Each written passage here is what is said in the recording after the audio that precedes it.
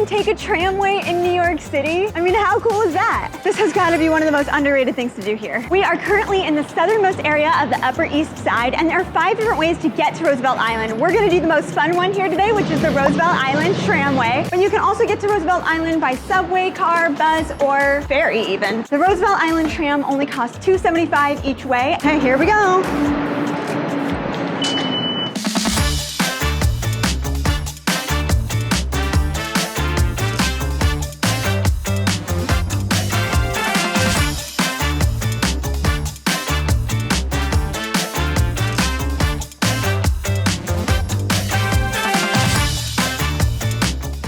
Subscribe for more ideas on things to do in New York City.